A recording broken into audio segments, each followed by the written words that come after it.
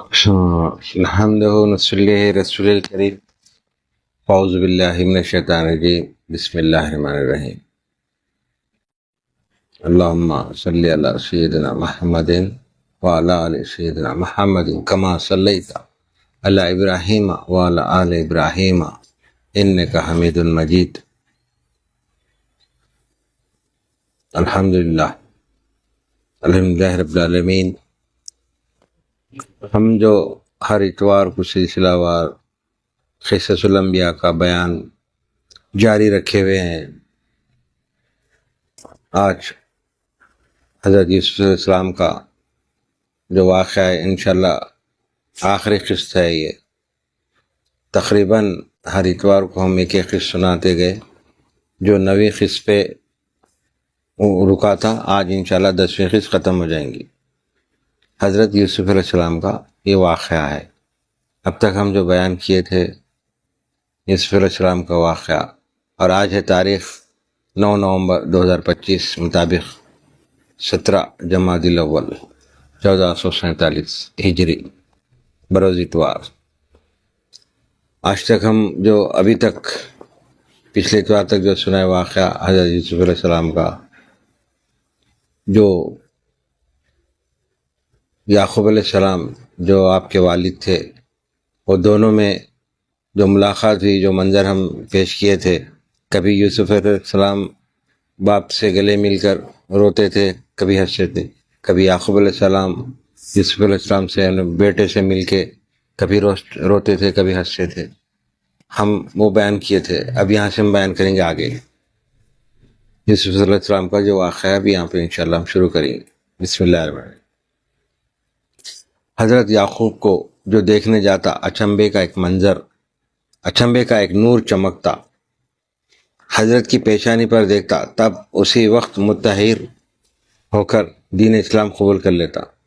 یعنی یعقوب علیہ السلام کو جو بھی دیکھتا آپ کے پیشانی میں ایسا نور نظر آتا تھا کہ آپ پہ فدا ہو جاتے تھے، اور اسی وقت دین اسلام سے مشرف ہو جاتے تھے لوگ۔ بعد اس کے ملک ریان نے حضرت یعقوب سے پوچھا، اے حضرت یوسف، آپ ہی کے صاحبزادے ہیں؟ بولے ہاں۔ تب بادشاہ ریان نے کہا کہ میں ان سے بہت خوش ہوں، اور میں نے اپنی سلطنت کا کاروبار ان کو دیا ہے۔ حضرت نے فرمایا کہ یہ سب اللہ تعالیٰ کا فضل و کرم ہے، اس کو کل اختیار ہے، وہ چاہے سو کرے۔ راویوں نے یوں روایت کی ہے کہ بادشاہ کے گھر میں 7 چکیاں رنگین طلائی تھیں، اور ہر ایک چکی وزن میں 5000 من کی تھی۔ ایک دن حضرت یعقوب کے پاؤں میں ایک چکی کی ٹھوکر لگی تھی۔ یوسف نے آ کر اسی چکی کو سردست سے اٹھا کر پھینک دیا۔ ایسا زور ان کو تھا، نبوت کے سبب قصہ کوتاہ یوسف کے بھائیوں نے دریائے نیل کے کنارے پر عمارت بنا کے سکونت اختیار کی۔ مروی ہے کہ یعقوب نے ایک روز یوسف سے کہا کہ تم کو معلوم تھا کہ میں کنعان میں ہوں، کیوں تم نے مجھ کو اتنے دن اپنے حال سے خبر نہ دی تھی؟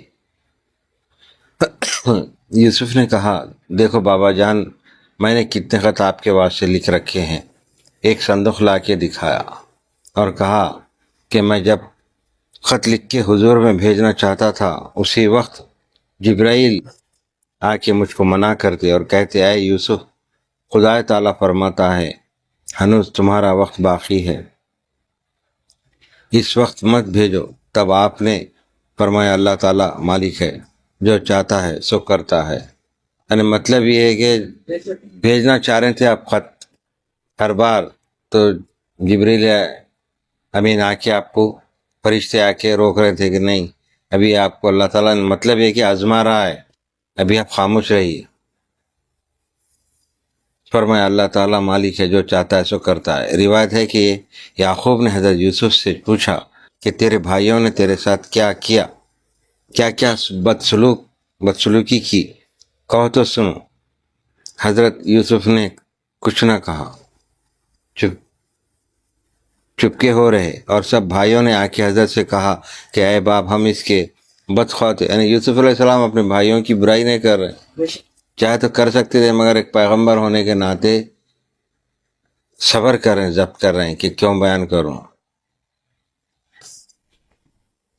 مگر بھائیوں نے آ کے بول رہے کہ ہم خود غلط تھے، بلکہ اے باپ ہم اس کے بدخواہ تھے، ہم گنہگار ہیں، لیکن اب ہم معافی چاہتے ہیں تم سے. اور کہا، ترجمہ، کہا انہوں نے اے باپ بخشواؤ ہمارے گناہوں کو، بے شک ہم تھے خطا کرنے والے. حضرت نے کہا رہو بخشواؤں گا اپنے رب سے، وہ ہے بخشنے والا مہربان. یعنی بیٹے معافی مانگ رہے ہیں اپنے والد سے کہ ہم سے خطا غلطی ہو گئی تھی. تو آپ بھی فرما رہے ہیں یعقوب علیہ السلام ٹھیک ہے میں اللہ تعالیٰ سے بول کے بخشواؤں گا. اس میں کیا بات تھی جب یعقوب سے بیٹوں نے خطا کی، معافی مانگی جو خطا کی تھی یوسف کے مادے میں. حضرت یعقوب نے اپنے بیٹوں کو وعدے میں رکھا اور کہا کہ رہو بخشواؤں گا. تفسیر میں لکھا ہے کہ وہ وعدہ عفو صبح کا تھا، کیونکہ صبح کی دعا اللہ کے یہاں مستجاب ہے. یعنی صبح میں جو ہم عبادت کرتے فجر کی یا اس سے پہلے کی، تو ہر بڑے بڑے بزرگوں سے بھی منقول ہے کہ صبح کی دعا قبول ہوتی، اس لیے تہجد کی تاکید کی گئی. تہجد میں اٹھو، نماز پڑھو، دعا کرو. تو بزرگوں سے بھی منقول ہے، ولیوں سے بھی ہے اور پیغمبروں سے بھی ہے. اور بعض مورخین نے لکھا ہے کہ یعقوب نے بیٹوں کے حق میں دعا کرنے میں اس واسطے سے تاخیر کی تھی کہ خبر میں یوں آیا ہے کہ حق تعالیٰ گناہ کسی کا معاف نہیں کرتا ہے مگر جب تک کہ قسم اس کا راضی نہ ہوئے اس سے. پس یوسف سے حضرت یعقوب نے پوچھا کہ تم اپنے بھائیوں سے خوشی و راضی ہو یا نہیں؟ حضرت یوسف نے کہا میں راضی ہوں. تب حضرت یعقوب نے بیٹوں کے حق میں خدا کے پاس دعا مانگی. بعد چند روز کے انتقال کر گئے. ان کے بعد شمعون نبی ہوئے اور بعضوں نے کہا کہ یوسف نبی ہوئے. بعد اس کے حضرت یوسف 24 برس جیے. جب 70 برس کی عمر ہوئی موت قریب آئی. یعنی ان کے والد کے گزرنے کے اور 24 برس تک آپ رہے. یعنی ٹوٹل جملہ عمر آپ کی 70 برس رہی. موت قریب آئی. تب خدا کی درگاہ میں دعا مانگی اور کہا جیسا کہ اللہ تعالیٰ فرماتا ہے اے پروردگار میرے، تحقیق دی تو نے میرے تئیں کچھ بادشاہی اور سکھائی تو نے میرے تئیں تعبیر خوابوں کی، یعنی کل بٹھانی باتوں کی. اے پیدا کرنے والے آسمانوں اور زمین کے، تو ہی ہے دوست یعنی کارساز میرا. بیچ دنیا اور آخرت کے قبض کر میرے تئیں، یعنی موت دے نیک بختوں میں اور ملا دے میرے تئیں 7 صالحوں کے. ایک دن کا ذکر ہے کہ یوسف علیہ السلام کے بھائیوں نے کہا تھا کہ یوسف بادشاہ ہے، وہ قیامت کے دن بادشاہوں کے زمرے میں اٹھے گا اور محسوب نہ ہوگا، یعنی حساب نہ ہوگا. ورنہ اللہ تعالیٰ ہر ایک سے حساب کرنے والا ہے. جو دنیا میں رئیس بنے، اقتدار والے بنے اور ایک ذمہ دار عوام کے جو ذمہ دار بنے، اللہ تعالیٰ ان سے حساب کریں گا. دولت کا، روپے کا، پیسے کا، زمین کا، جائیداد کا، حقوق لباب کا. اور اگر اقتدار کا جو اقتدار پہ فائز رہ کے اس کی ذمہ داری نہیں نبھائے ان سے بھی حساب لیا جائے گا. تو کیونکہ بادشاہوں کا بھی حساب ہے، تو یہاں پہ کیا بر ہیں یوسف علیہ السلام بادشاہ تھے مگر ان سے حساب نہیں لیا جائے، کیونکہ انصاف کرتے رہے تھے، پوری زندگی انصاف کرتے رہے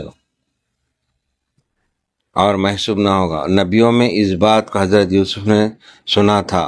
تب موت کے وقت خدا کی درگاہ میں دعا مانگی اے پروردگار تو نے میرے تئیں بادشاہی دی دنیا میں اور موت دے مجھ کو 7 ایمان کے اور ملا دے 7 انبیاء کے. جب 70 برس کی عمر ہوئی تب رحلت فرمائی اور ان کے بھائی سب ایک کے بعد ایک نبی ہوئے اور انتقال فرمایا.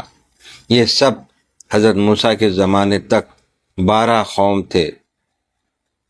قرآن شریف میں مذکور ہے اللہ تعالیٰ نے ان کو اس بات فرمایا اس بات کہتے ہیں بنی اسرائیل کو، یعنی یعقوب کے فرزندوں کو، اور دوسرے بنی اسرائیل یعنی بنی اسرائیل کا جو واقعہ سناتے، تو یہ 12 یعنی یعقوب علیہ السلام کے جو 12 بیٹے تھے، ان کی اولادوں میں سے جو نکلے ان کو بنی اسرائیل کو قبائل کہتے ہیں، تاکہ تمیز ہوئے دونوں فریق میں۔ قصہ یہاں تک تھا، یوسف علیہ السلام کا قصہ جو یہاں تک اپن بیان کیے۔ واللہ عالم بالصواب۔ یہاں پر ہم حضرت یوسف علیہ السلام کا جو مکمل واقعہ تھا ہم بیان کیے۔ انشاءاللہ آئندہ ہم اتوار کو دوسرے قصے کی طرف آئیں گے تو اصحاب کہف کا رہیں گا۔ اللہ سے دعا کرتے ہیں، اے پاک پروردگار بخش دے، ہمارے گناہوں کو معاف فرما دے، تمام خطاؤں کو، غلطیوں کو درگزر فرما، ہمارے کوتاہیوں کو، ہم سے عبادتوں میں، تیرے ذکر میں کوتاہی اگر ہوئی ہے یا کمی پیشی تو ہم معافی چاہتے ہیں۔ اے پروردگار ہماری خطاؤں کو، غلطی معاف فرما، ہماری اصلاح فرما، ہم کو نیک بنا، ہماری عبادت کرنے کے قابل بنا، شیطان کے مکر فریب سے بچا، اور ان کے راستے پر چلا جس پر تیرا انعام ہوا مالک، اور ان کے راستے پر مت چلا جس پر تیرا غضب ہوا۔ ہمارے کو ہمیشہ ہمیشہ سرکار دو عالم صلی اللہ علیہ وسلم کی سنتوں پر چلنے کی توفیق عطا فرما۔ اہل بیت اطہار سے ہمارے دلوں میں محبت کو قائم اور دائم رکھ، اور خصوصاً حضرت علی کرم اللہ تعالیٰ کے وسیلے سے، حسنین کریمین کے وسیلے سے، سیدہ فاطمہ زہرا اماں جان کے صدقے طفیل میں، غوث پاک سرکار کے وسیلے سے، صدقے میں حضرت معشوق ربانی سرکار جد امجد کے وسیلے سے ہمارے تمام خطاؤں کو معاف فرما، اور تمام ہماری جتنے حاجتیں ہیں اس کو برلا، اور جتنے حاضرین متقدین مریدین یہاں پر موجود ہیں اور آئے ہوئے ہیں مالی، اور جو دور دور سے دعاؤں کے لیے بولے ان کی بھی حاجتوں کو پورا کر، اور جو مسئلے مسائل میں پڑے ہوئے مالی ان کے مسئلے مسائل کو دور فرما، پریشانیوں کو دور فرما، خوشحالی عطا فرما، اور جو بچوں کی شادیوں کے بولے ان کی شادیوں کے لیے آسانیاں پیدا فرما، اور جو بیمار ہیں مالک، جو بزرگ لوگ جو مختلف بیماریوں میں بیمار ہیں مالک، ان کو صحت کاملہ عاجلہ عطا فرما، اور دیگر جتنے لوگ اپنے اپنے حاجتوں کے لیے دعا کے لیے بولے، روزگار کے لیے، صحت کے لیے، اور دیگر جو جو کام رکے ہیں مالک ان کے کام بن جائے میرے مالک، اس معشوق اللہ کے در پہ ان کے کام آسان ہو جائے میرے مالک، اور ہم کو تمام گناہوں سے، آفتوں سے، بلاؤں سے، حاسدین کی حسد سے، دشمنوں کی شرانگیز سے ہم تمام کو محفوظ اور معمور رکھ۔